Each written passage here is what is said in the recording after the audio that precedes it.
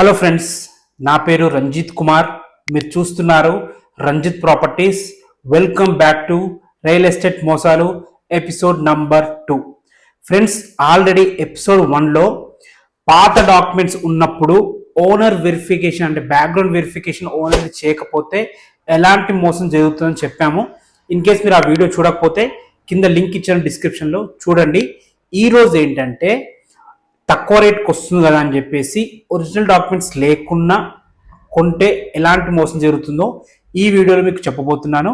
First time కనుక మా channel చూస్తుంటే మాత్రం దయచేసి సబ్స్క్రైబ్ చేసుకోండి.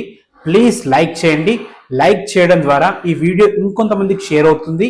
సో వాళ్ళు కూడా రియల్ ఎస్టేట్ మోసాల గురించి తెలుసుకొని జాగ్రత్త పడతారు. ప్లీజ్ లైక్ చేయండి. ఎవరైనా ప్లాట్ కొంటున్నా కానీ, ఎవరైనా ఇంకా హౌసెస్ కొంటున్నా కానీ ఈ వీడియో వరకు షేర్ చేయండి. వాళ్ళు కూడా ఇలాంటి మోసాల బారిన పడకుండా జాగ్రత్త పడతారు. ఇంకా ఆలస్యం చేయకుండా ఆ మోసం ఏంటో తెలుసుకుందాం.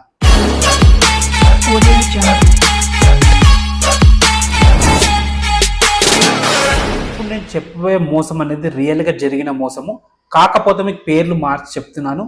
ఇది హైదరాబాద్లో జరిగిందనమాట. ఫ్రెండ్స్, ఈ స్టోరీలో రమేష్ అండ్ సురేష్ అనే ఇద్దరు వ్యక్తులు ఉంటారనమాట.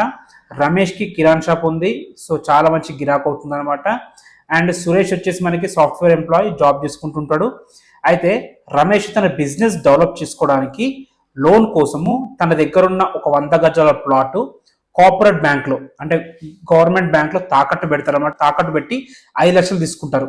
కొన్ని బ్యాంక్స్ ఏం చేస్తాయి అంటే మార్టిగేజ్ చేసుకో, డైరెక్ట్ వాళ్ళ బ్యాంక్లోనే పేపర్ వర్క్ చేసుకొని 5 lakhs అప్పిచ్చేసాయి అనమాట. చాలా బ్యాంకులు, కొన్ని బ్యాంకులు మార్టిగేజ్ చేసుకుంటాయి.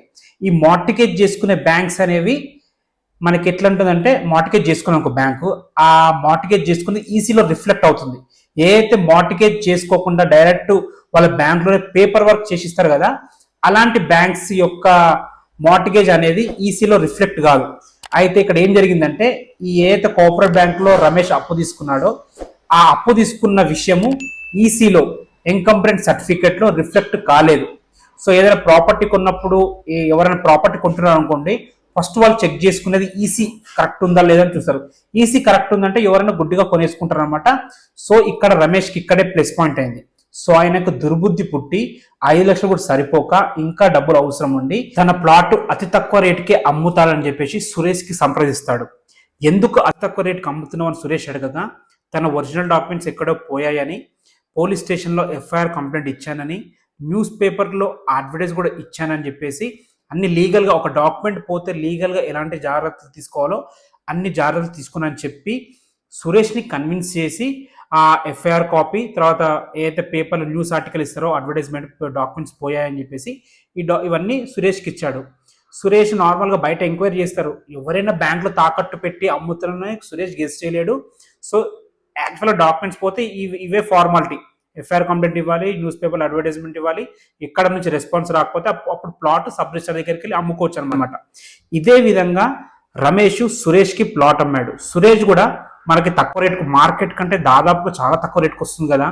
అండ్ మంచి రమేష్ అనే వ్యక్తి మనకి ఎప్పటి నుంచో పరిచయము, మన దగ్గరనే ఉంటున్నాడు, మంచి వ్యక్తి అనే ఉద్దేశంతో డాక్యుమెంట్స్, ఒరిజినల్ డాక్యుమెంట్స్ లేకుండా ఆ ప్లాట్ కొన్నాడు అనమాట.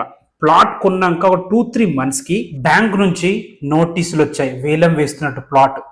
ఇది చూసి సురేష్ కంగు తిన్నాడు, అంటే కంగారు పడ్డాడు. అదేంటి మొన్ననే ప్లాట్ కొన్నా, అప్పుడే ఇదంతా ఆయనకు అర్థం కాలేదు. వెంటనే రమేష్ దగ్గరికి వెళ్ళి ఇలా జరిగిందని చెప్తే రమేష్ చేతులు ఎత్తేసాడు అనమాట. ఇది జరిగింది, నా వల్ల ₹1 కట్టలేను, నా పరిస్థితి కట్టే పరిస్థితిలా కాదు, ఏదన్నా నువ్వే కట్టుకో అని చెప్పేసి చేతులు ఎత్తేసాడు. ఇక చేసేది లేక ఆ 5 లక్షలు చాలా నానా తిప్పలు పడి కష్టపడి ఎక్కడి నుంచో తెచ్చి రమేష్ బదులు సురేష్ ఆ ప్లాట్కి 5 లక్షలు కట్టి ప్లాట్ రిలీజ్ చేసుకున్నాడు అనమాట. నేను చెప్పేది ఏంటంటే, ఇక్కడ 5 లక్షలు కాబట్టి చిన్న అమౌంటే, రేపు పొద్దున ఆ అమౌంట్ 20 లక్షలు కావచ్చు, 30 లక్షలు కావచ్చు. అలాంటప్పుడు ఎంత బాధాకరమైన సిచ్యువేషన్ ఉంటుంది. ఆ వ్యక్తి మనకు తెలిసిన వ్యక్తే కదా, ప్లాట్ రేట్ కూడా తక్కువ వస్తుంది కదా అని చెప్పేసి ఒరిజినల్ డాక్యుమెంట్స్ లేకుండా సీసీ కాపీ మీద ఎప్పుడు కూడా ప్లాట్ కొనొద్దు. ఈసీ క్లియర్ ఉన్నా సరే ఒరిజినల్ డాక్యుమెంట్స్ లేకుండా ఎప్పుడు ప్లాట్ కొనొద్దు. సో ఇలా ప్లాట్ కొంటే ఇలాంటి మోసాలు జరుగుతాయి అన్నమాట. ఎప్పుడైనా తక్కువ రేట్ వస్తుంది కదా అని, లేదు మా ఫ్రెండ్ ప్లాటే కదా అని, ఎప్పుడైనా మనం ఒరిజినల్ డాక్యుమెంట్స్ లేకుండా సీసీ కాపీతో ప్లాట్ కొంటే ఇలాంటి మోసాలు జరుగుతాయి. ఇదంటే సురేష్కి 5 lakhs పోయింది.